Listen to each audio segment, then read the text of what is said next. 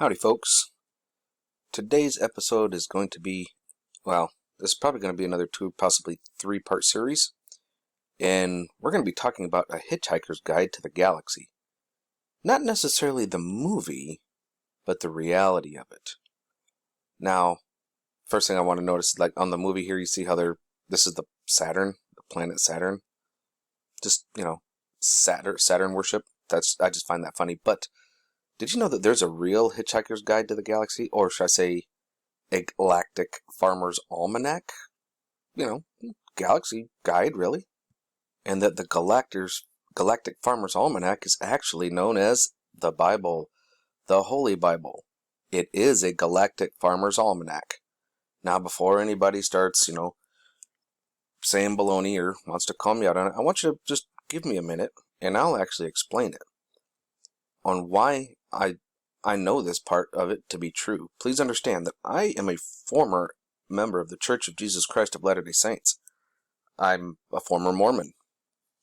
And I'm very familiar with all their symbols and symbology and signs, and so I know not just the Bible, but I also know the Book of Mormon. I've sojourned. I've actually done a little bit of research and homework.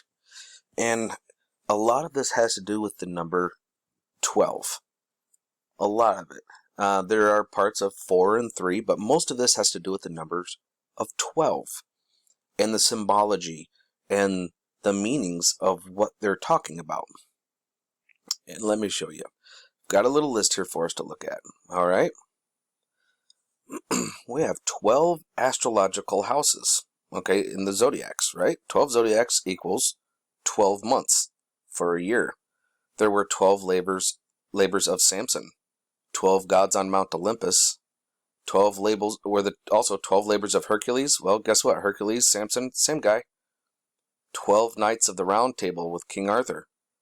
12 Buddhist stations of life, 12 sons of Odin, 12 sons of Jacob, who wrestled with God and became Israel, 12 tribes of Israel, okay, 12 tribes were the 12 sons of Jacob, 12 disciples of Yeshua, or Jesus as some people know him, 12 disciples of Mithra, 12 Muslim ruling Imwas following Muhammad, there are 12 lines in a cube, which is the universe encompassed.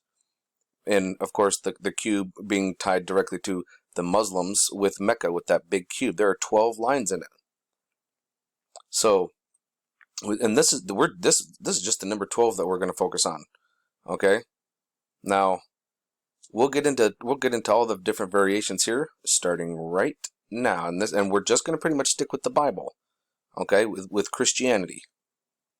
Here we are going to look at the 12 breastplates, or the breastplate of 12 stones of Melchizedek, who existed and was on the earth well before the 12 tribes of Israel, before the 12 sons of Jacob, even though it's got his sons' names on here, which is quite interesting, but you've got the 12 stones for the breastplate.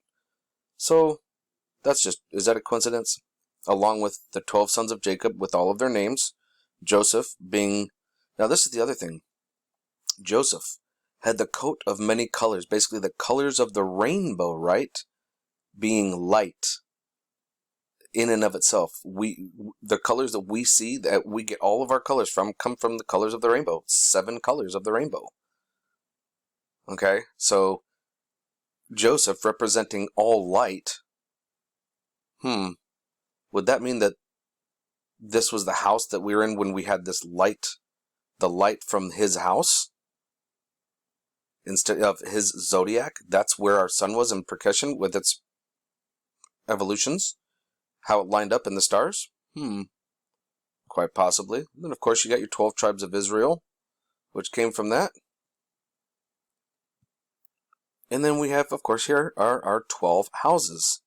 So depending on which house we were in, you got the light coming into this house of Sagittarius. We've got the house of Aquarius, the house of Pisces.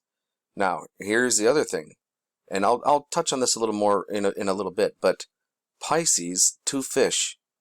Didn't Jesus feed the masses with just 2 fish? As a matter of fact, isn't the symbol of Jesus a fish, Christianity? And you can actually make a fish with these two little curves right here. You just move this guy over to here, and you can pretty much make a fish.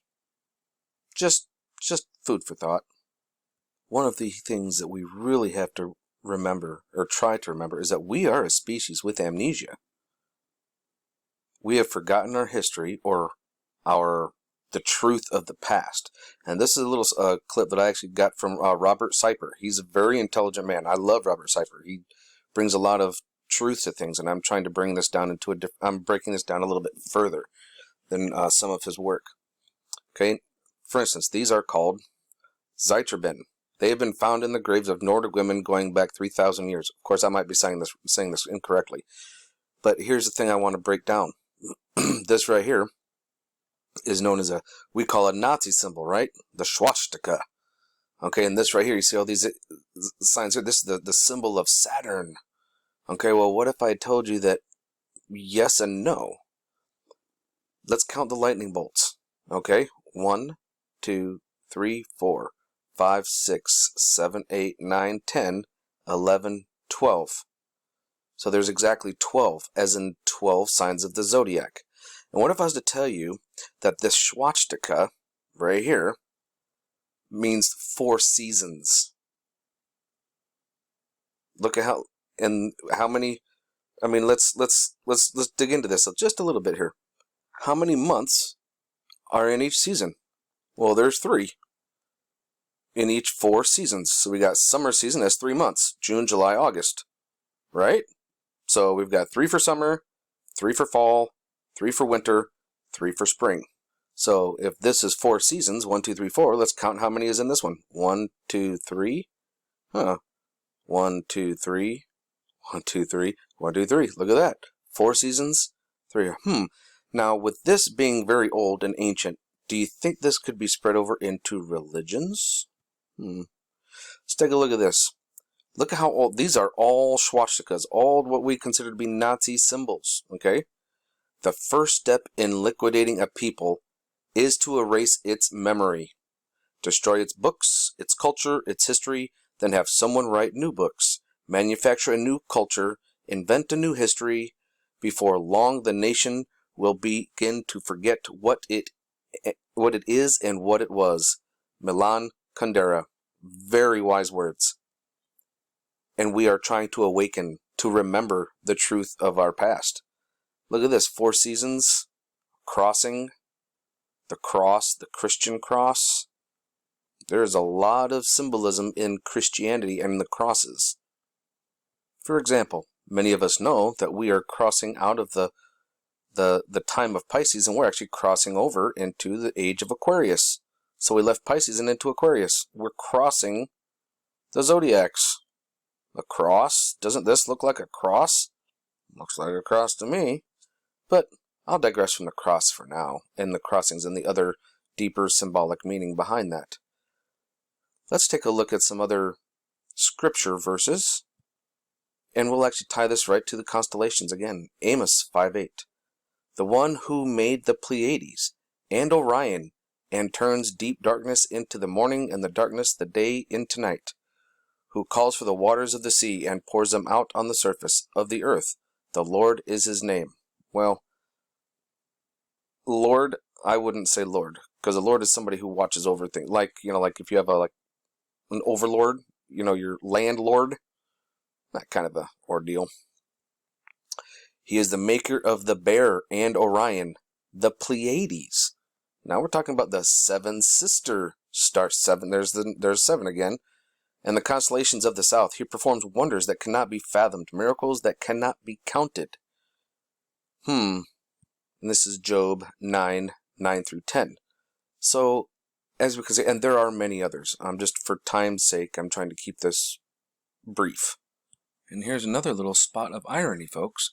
When you go to the Appendix 12 of the Companion Bible, we can actually see that, oh look, Draco, Copernicus, Sagitta, Aquila, Delphinus, Aquarius, Taurus, Perseus. We're talking about constellations. Look, Job 9:9, about the Pleiades. I actually brought this up just a little bit ago. Pisces, Now, if we dig a little bit further, we can actually read here. They are for signs. The signs from the heavens being outer space. When you look up at the sky, the heavens. The Hebrew oath from atha, to come. Signs, therefore, of something or someone to come. Those who understand them are enlightened by them. Those who do not may well be dismayed. Jeremiah 10:2. The stars are numbered and named. There are 12 signs of the zodiac. Appendix 12. Called the stars. Come on, folks. The 11 of which bowed down to Joseph, the 12th. The word zodiac literally means the degrees or steps which mark the stages of the sun's path. It's also known as the precession of the sun. Please stay tuned for part 2. That will be coming soon. Remember to keep your eyes open, folks. Have no fear, and remember that love is the only way forward.